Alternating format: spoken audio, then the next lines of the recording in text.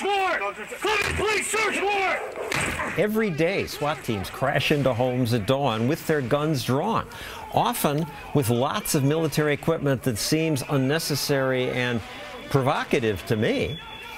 Nobody paid much attention to how heavily armed they were until the Ferguson riots. Now, suddenly, this is a big story.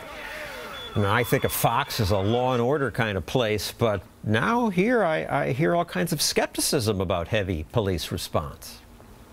This just doesn't seem to be well organized or well thought out. Rushing one protester, surrounding him with a dozen rifles in a crowd of civilians, this is a recipe for bad news. Police in military gear and weaponry firing tear gas at protesters and harassing and arresting members of the media. Just one example of the increasing militarization of police all over the country. It's becoming more and more like a police state. We are entering a police state, and people are very right to insinuate that militarizing the police is not the right idea here. This is Big Brother police state. That's bad. The author of a book called Police State USA says America is on the cusp of being a police state. That's Cheryl Chumley. Really, come on, that's over the top. We are pretty free in America.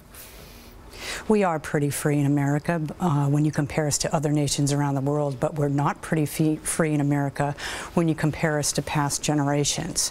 If you look at the state of what's going on in America right now, and in my book I chronicle easily 100 different cases where government has overreached and encroached on constitutional liberties of Americans.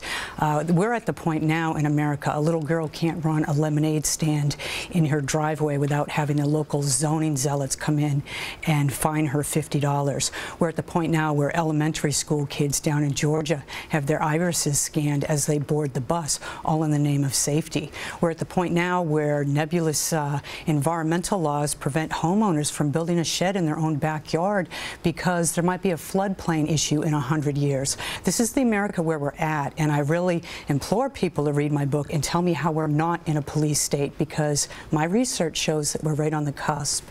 Because they always pass more laws, and then there's more stuff for the police to enforce.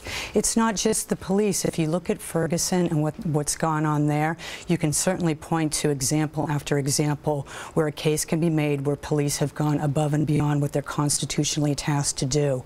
But I look at Ferguson and I look broader what's going on with police around the nation.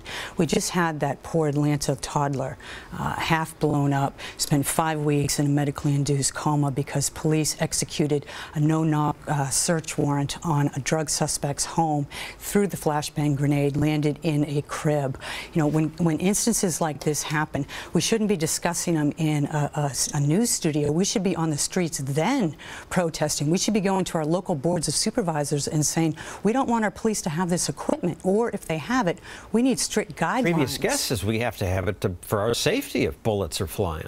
See, you can cite safety and make a case to do anything. If you really want police to be safe, how about flying an airplane overhead and dropping bombs? That's just ridiculous. But the point is, when certain things happen, when innocent Americans die, as I profile in my book, a Marine out in Arizona dying when police busted in his home, when things like that happen, that's time to take action.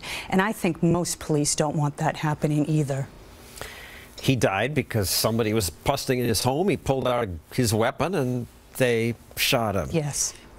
Here's what one of America's noisiest political opportunists said about so much military equipment being given to police. If you got enough money to bring all that equipment in here, you got money for jobs for these young people. More handouts is the answer. Right, more government money, more entitlement spending and so forth. You have Ferguson and the issues that are taking place there, and then you have the economy and job growth. And those two things are different, and they shouldn't be, for the Reverend's good, name, they shouldn't be joined together. Now, in Israel, where they deal with rioting by Palestinian young people who often throw stones, the IDF often shoots the person throwing the stone. They've killed 46 people since 2005. So we could say America's police are restrained. Well, come on, Israel.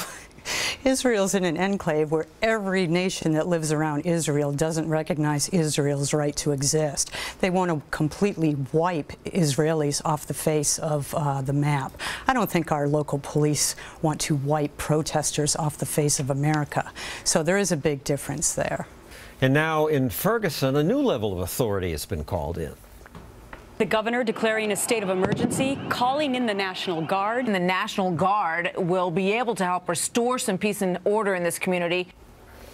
I mean, as if the National Guard is magic, though in this case they seem to have helped and they have left now. And what's funny, if you look at the video of National Guard and police, it's really difficult to tell the difference between who's who. Who's the soldier tasked with serving and protecting for America's security? Who's the civilian police officer paid by taxpayers to protect first and foremost the citizen? You know, and that in itself speaks volumes. When you can't tell the difference between the soldier versus the police officer on the scene, we have a problem.